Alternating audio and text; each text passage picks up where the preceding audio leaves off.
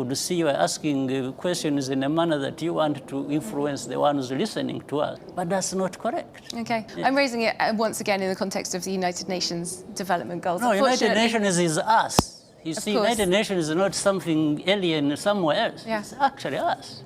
We participate and the framework for this entire development. And by the way, I had been leading the Millennium Development Goals before Sustainable Development Goals. I was the co-chair of that with other leaders and some of the leaders in Europe.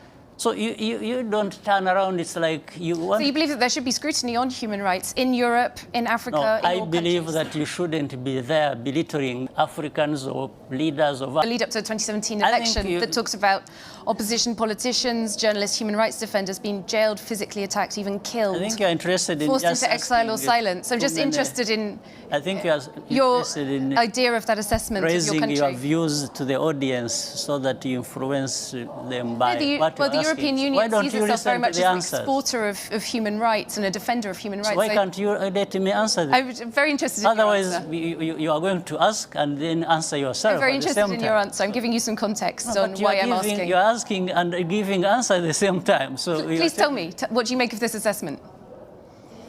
What is in Rwanda is really hell. In fact, forgetting the hell that we have gone through, that we stood against and sorted out when you were there just talking about more or less nonsense. Because do you reject the accusations, for example, from Amnesty International? It's rubbish, absolute rubbish. You reject Rwanda that? Is completely different from what it was 25 years ago. In fact, maybe you need to be looking around in Europe. You are violating people's rights. When we have this problem of people being bundled and sent back to sink in the Mediterranean and so on, and so many people being mistreated in your own countries, why don't you talk about your human rights and stop just offloading everything? Well, this is a development conversation, so in the context of development. You are not the one to determine what conversation or what points to raise in any conversation. You are asking questions, this is what I'm saying. You are asking questions and you are giving yourself answers. You really need to stop this superiority complex nonsense about human rights. You think you are the only ones who respect human rights, or others it's about violating human rights. No, we've fought for human rights and freedoms of our people much better and more than anyone, including you people who keep talking about this nonsense. Where we have taken our country from and where it is now speaks for itself. The rest of the stories just comes from this complex.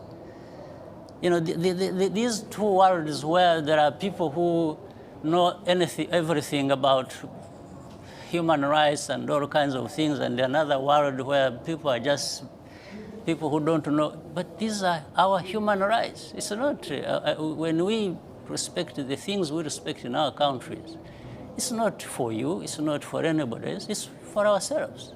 Is it not so universal? You don't sit there.